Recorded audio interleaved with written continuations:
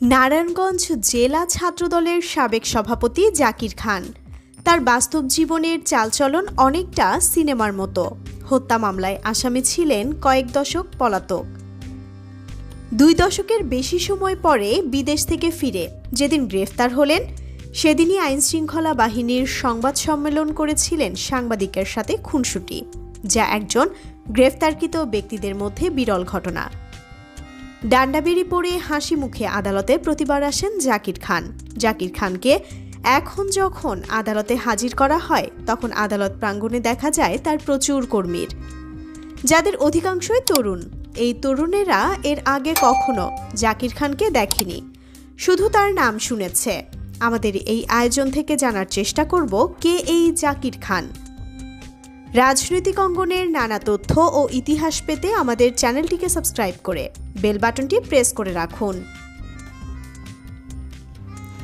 1989 সালে নাসিম ওসমানের হাত ধরে জাতীয় পার্টির ছাত্র সমাজে যোগ দিয়ে নারায়ণগঞ্জের ছাত্র রাজনীতি নিয়ন্ত্রণ করতেন জাকির খান।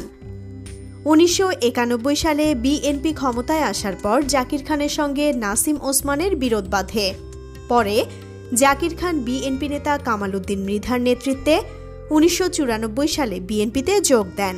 1995 সালে দেওভোগ এলাকার শীর্ষ সন্ত্রাসী দয়াল মাসুদকে শহরের সোনার বাংলা মার্কেটের পেছনে প্রকাশ্যে গুলি করে হত্যা করে দুর্ধর্ষ হিসেবে শহরে পরিচিত পান জাকির খান।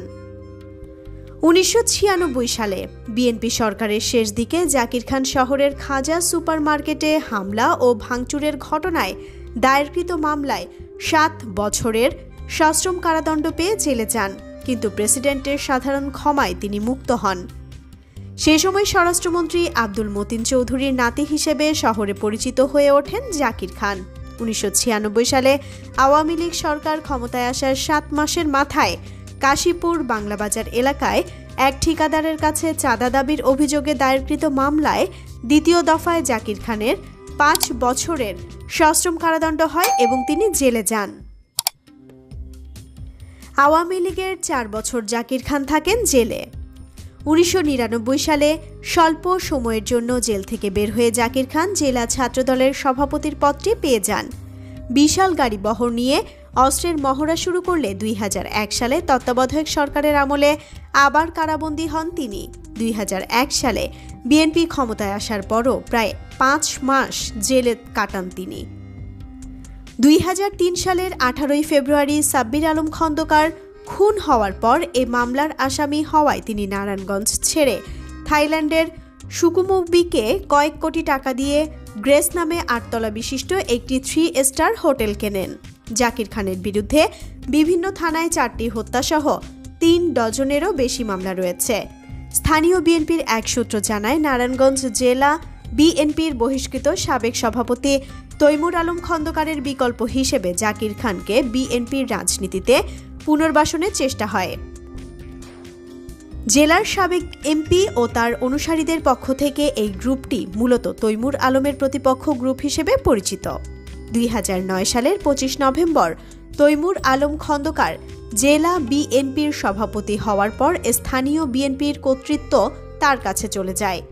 এতে ক্ষুব্ধ হয়ে প্রতিপক্ষ গ্রুপ তাদের অবস্থান সুসংহত করতেই জাকির খানকে শক্ত প্রতিপক্ষ হিসেবে বেছে নিয়েছিল। ওই গ্রুপের সঙ্গে যোগ দিয়েছিল জেলা ও শহর বিএনপির কমিটিতে স্থান না পাওয়া বিতর্কিত কয়েকজন নেতা। এসব গ্রুপের মাধ্যমে সে সময় জাকির খান গোপনে ঢাকায় বিএনপির হাইকমান্ডের কয়েকজনের সঙ্গে একাধিকবার বৈঠক করেছেন বলেও জানা গেছে। থাইল্যান্ডে হোটেল ব্যবসার মন্দাভাব থাকায় জাকির খান দেশে ফিরে আসতে চাইছিলেন অনেক দিন ধরেই। এই লক্ষ্যে দলের সকল কর্মসূচি ও জাতীয় দিবসগুলোতে দলের পক্ষে মিছিল ও শোডাউন করে আসছিল জাকির খানের হাজারো লোকজন। তারা জাকির খানের বিশাল ছবি ও ব্যানার বহন করে কেন্দ্রীয় নেতাদের দৃষ্টি আকর্ষণ করার চেষ্টা করে আসছিলেন। সাব্বির আলম খন্দকার ছিলেন দেশের গার্মেন্টস মালিকদের সংগঠন বিকেএমইএ এর প্রতিষ্ঠাকালীন পরিচালক ও সাবেক সহ সভাপতি। তিনি বিএনপির সাবেক নেতা তৈমুর আলম খন্দকারের ছোট ভাই।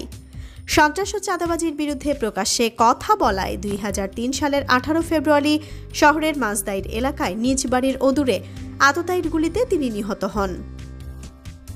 তার অপর ভাই মাকসুদুল আলম খন্দকার খোরশেদ নারায়ণগঞ্জ সিটি কর্পোরেশনের 13 নং ওয়ার্ডের কাউন্সিলর ও নারায়ণগঞ্জ মহানগর যুবদলের সাবেক সভাপতি।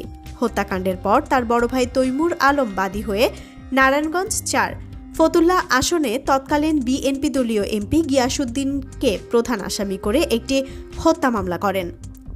দীর্ঘ প্রায় 34 মাস তদন্ত শেষে সিআইডি 2006 সালের 8 জানুয়ারি আদালতে 8 জনকে আসামি করে চার্জশিট দাখিল করেন। এই চার্জশিটে মামলার প্রধান আসামি গিয়াসউদ্দিনকে মামলা থেকে বাদ দেওয়ার মামলায় বাদী তৈমুর আলম খন্দকার সিআইডির দেওয়া চার্জশিটের বিরুদ্ধে ওই বছরের 24 জানুয়ারি আদালতে নারাজি পিটিশন দাখিল করেন। সম্প্রতি একটি সমাবেশে তার মুক্তি চেয়েছেন বিএনপি নেতা মির্জা আব্বাস।